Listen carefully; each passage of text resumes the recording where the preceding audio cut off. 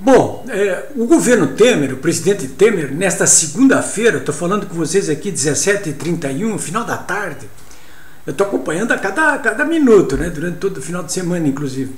O governo Temer e o presidente Temer deram assim uma demonstração de enorme confiança em relação ao pedido de impugnação do inquérito que a Procuradoria-Geral da República mandou abrir contra ele em relação a esse caso da gravação ilegal, criminosa, traiçoeira, feita pelo Joesley Batista contra eles, contra o Temer.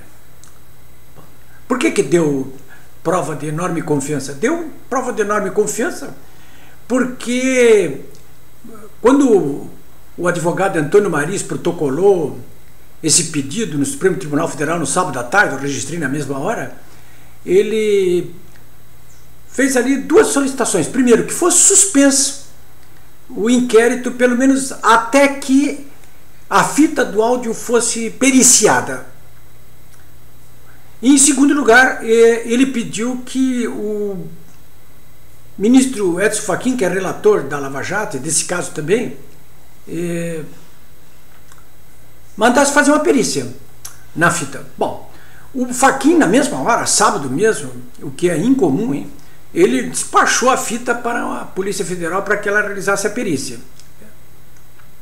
E em relação ao pedido de suspensão do inquérito, pelo menos até que a fita fosse periciada, ele não quis tomar uma decisão monocrática, como eles chamam, né, sozinho, e remeteu o caso para uma reunião do Pleno, dos 11 ministros do Supremo Tribunal Federal, né? Logo depois se soube que a ministra Carmen Lúcia estaria disposta a convocar o Pleno para quarta-feira.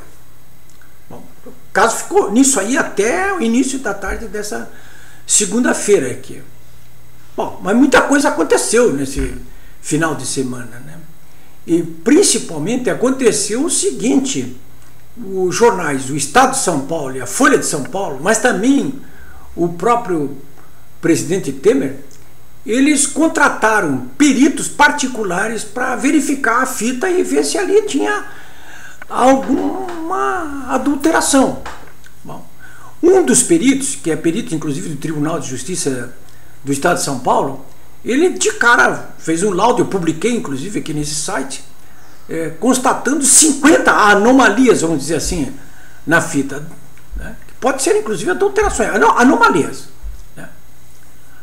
Os outros peritos da própria Folha, do Estadão e do presidente Temer chegaram à mesma conclusão, né?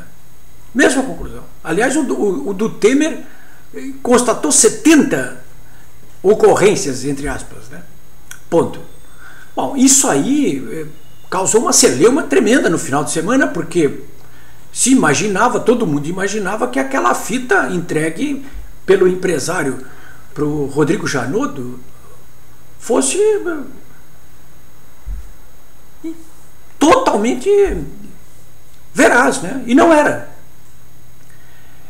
Claro que quando essas perícias impugnando a fita vieram a público através da Folha de São Paulo e do Estado de São Paulo, o jornal O Globo, que foi quem vazou inclusive o teor dessa fita e da delação do Joesley da JBS, o jornal O Globo se encheu de razões e começou a, inclusive, atacar ferozmente os peritos do Estado de São Paulo, da Folha de São Paulo e do presidente Temer, né? Chegou até, disse o perito esse da Tribunal de Justiça de São Paulo numa entrevista segunda-feira para o Timeline da Rádio Gaúcha, disse que a Globo estava caluniando ele, que ouviu uma entrevista com ele que mentiu a respeito do que ele teria dito, tudo tentando salvar a própria cara, né? Então, nesse final de semana já ficou a situação para o Temer já ficou bem diferente, bem diferente. Por que razão teria ficado bem diferente? Ora, eu conversei com vários juristas, vários advogados. Nesta tarde, segunda-feira, inclusive, conversei com o delegado Romeu Tuma Júnior, que me disse o seguinte: olha, eu não quero nem discutir o conteúdo da fita. Quero discutir o conteúdo da fita. Aliás, eu aqui quero dizer para vocês que eu não estou discutindo também o conteúdo da fita, que aliás nem dá para discutir também, porque como ela foi adulterada até 70 vezes, como diz o presidente, 50 segundo a Folha de São Paulo, fica tudo descontextualizado ali dentro. E vocês sabem muito bem que a melhor maneira de não se conseguir a verdade é descontextualizar aquilo que dizem as pessoas. Descontextualizar, tira do contexto. Quer dizer, você pega uma pergunta pela metade, uma resposta pela metade e edita como foi o que aconteceu e bota aquilo só que você quer que saia. Aí saiu só o que você quer. Foi isso é isso que aconteceu com essa fita. É isso que está claro para todo mundo. Então o Romeu Tuma Júnior me disse exatamente isso. Olha, primeiro é o seguinte, essa fita ela não podia ter essas ocorrências. 2, essa fita não é original. Tanto que nessa segunda-feira o advogado do Joesley confirmou que o original da fita está em Nova York, que foi com ele para lá, com o Joesley para lá. Ele até prometeu entregar isso aí. Né? E terceira questão é que, me disse o Tuma Júnior, é que o gravador tinha que ser sido entregue também. E não foi, quer dizer, a fita não foi original, a fita que era copiada, ela foi adulterada, e o gravador não foi entregue também. Pior do que isso, o Rodrigo Janot passou isso para o Fachin sem ter periciado nada. Simplesmente não periciou. Agora é que a Polícia Federal, que o Janot não quis usar, foi encarregada de fazer a perícia. É isso aí. Então o que o Supremo Tribunal Federal decidiu nessa segunda-feira? Olha, aquela reunião do Pleno de quarta-feira não vai sair. Só vai sair quando a perícia estiver pronta. Eu acho que uma atitude até prudente, né? No mesmo momento, o presidente, através de seus advogados, retirou os pedidos que protocolou no Supremo Tribunal Federal, alegando que nem vai precisar que o Pleno do Tribunal se reúna para examinar o pedido dele, dada as incongruências, a imprestabilidade das provas. Então as coisas estão nesse pé aí, né? Agora, o que me assombra muito é o modo como a Globo entrou nisso aí. O que me impressiona muito é que um homem experiente como o Rodrigo Janot, Procurador-Geral da República, um homem experiente como o Fachin, tem embarcado nisso dessa maneira. Se embarcaram ingenuamente, o que eu não acredito, menos mal, né? E eu pergunto aqui para vocês, e como é que fica a OAB agora, que tomou essa decisão precipitada no sábado de pedir o impeachment do presidente Temer com base exatamente nesse áudio que foi claramente falsificado? Agora fica claro isso aí, né? Foi adulterado. É uma prova imprestável. Do ponto de vista jurídico e técnico, não pode ser usada porque é uma prova obtida através de meios ilegais e ela própria é ilegal e criminosa, né?